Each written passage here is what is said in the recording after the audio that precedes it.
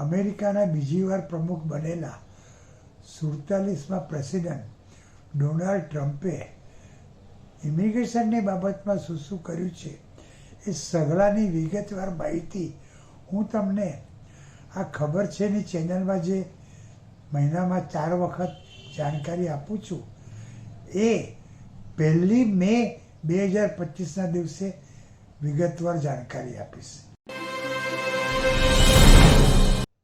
ખબર છે ને દર્શક મિત્રો, ડૉક્ટર સુધીર શાહ એડવોકેટના નમસ્તે. દર્શક મિત્રો, આજે 20મી એપ્રિલ 2025 છે અને ડોનાલ્ડ ટ્રમ્પ, જેમણે અમેરિકાનું પ્રેસિડન્ટ પદ બીજી વાર સંભાળ્યું છે, એમને પ્રેસિડન્ટ બન્યાને આજે 3 મહિના પૂરા થયા છે. અને આ 3 મહિનામાં તો એમણે એક પછી એક એટલા બધા એક્ઝિક્યુટિવ ઓર્ડરો બહાર પાડ્યા છે કે હાહાકાર મચી ગયો છે.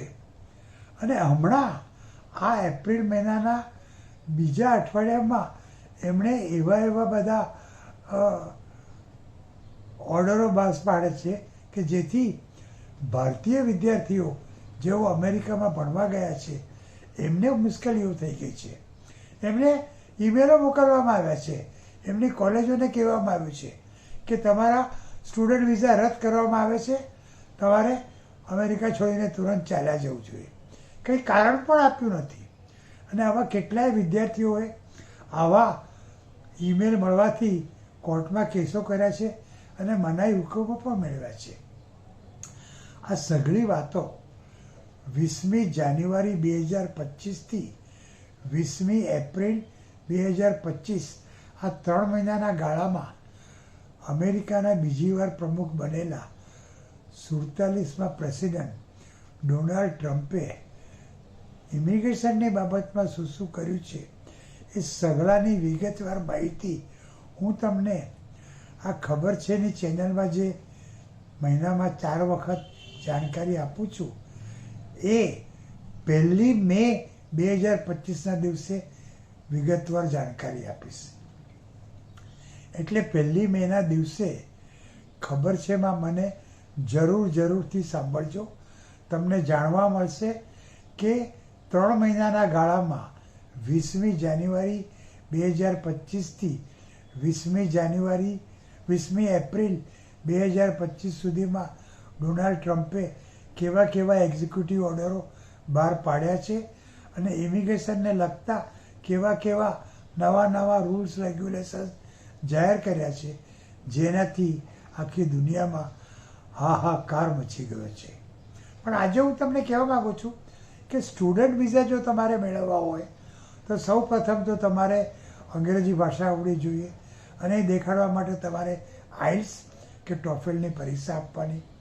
પછી તમે જે વિષયમાં અભ્યાસ કરવા ઈચ્છતા હો એ વિષય જે યુનિવર્સિટીઓ જે શીખવવા માટે ફંકાયેલી હોય એમાં તમારે અરજી કરવી જોઈએ. એ અરજીની જોડે તમારે એસે કે સ્ટેટમેન્ટ ઓફ પર્પઝ લખીને મોકલવો જોઈએ. 4-5 સારી વ્યક્તિઓના રેકમેન્ડેશન લેટરો મોકલવા જોઈએ. તમારી ફાઇનાન્શિયલ કેપેબિલિટી દેખાડતા પણ બધા દસ્તાવેજો મોકલવા જોઈએ.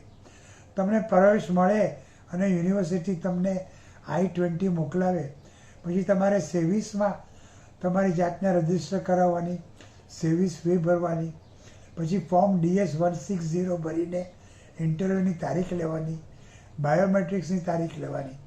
ઇન્ટરવ્યૂમાં જાઓ એટલે કોન્સ્યુલર ઓફિસરને ખાતરી કરાવી આપવાની કે તમે ખરા અર્થમાં એક વિદ્યાર્થી છો, અમેરિકામાં ભણવા જ જવા માગો છો, ભણવાના બહાને અમેરિકામાં ઘૂસવા નથી માગતા, ત્યાં તમારો ઈરાદો કાયમ રહેવાનો કે ગેરકાયદેસર કામ કરવાનો નથી અને તમારા પોતાના દેશમાં કૌટુંબિક અને નાણાકીય સંબંધો એટલા ગાઢ છે કે તમને એ સંબંધો જ તમારું ભણતર પૂરું થાય, ભણવાનો સમય પૂરો થાય એટલે પાછા તમારા દેશમાં લઈ આવશે.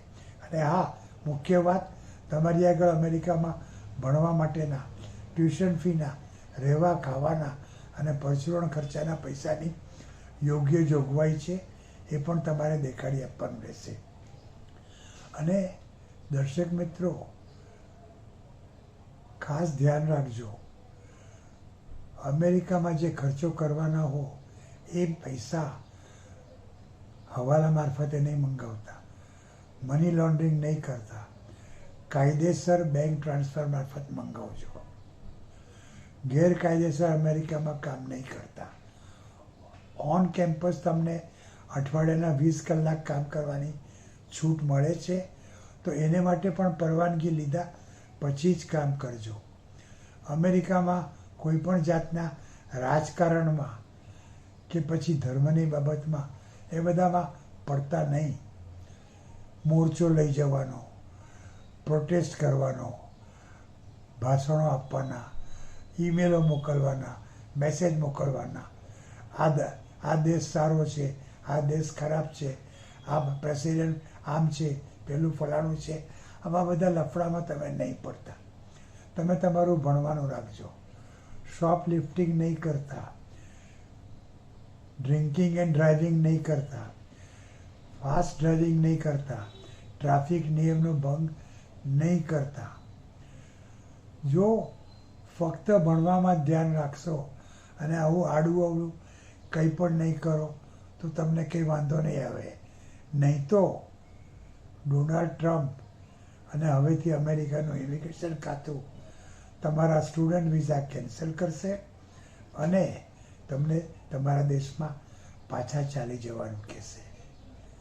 તો દર્શક મિત્રો, આને માટે તમને જો કંઈ વધારે જાણકારી જોઈતી હોય તો મારો મોબાઈલ નંબર છે 9820419469 અને મારો ઈમેલ એડ્રેસ છે sudhirshah1940@gmail.com. અને આ મહિનાની 28મી તારીખે હું સુરતમાં યુવરાજ હોટલમાં છું અને 29 અને 30મી તારીખે અમદાવાદમાં વેસ્ટર્ન હોટલમાં છું. તમે મને ત્યાં મળી શકો છો અથવા મુંબઈમાં પણ મારી ઓફિસમાં આવીને મને કન્સલ્ટ કરી શકો છો. પણ ઇમિગ્રેશનની બાબતમાં ડોન્ટ ટેક ટેન્શન. અમેરિકાના કોઈ પણ પ્રકારના વિઝા હોય, એની કંઈ પણ જાણકારી જોઈતી હોય, એમના પ્રેસિડેન્ટ વિશે જાણકારી જોઈતી હોય, એમને અત્યાર સુધીમાં શું શું કર્યું છે, કયા કયા કાયદાઓ બહાર પાડ્યા છે, કયા કયા નિયમો બહાર પાડ્યા છે, એ જાણવું હોય તો મને કોન્ટેક્ટ કરજો. મેં હું ના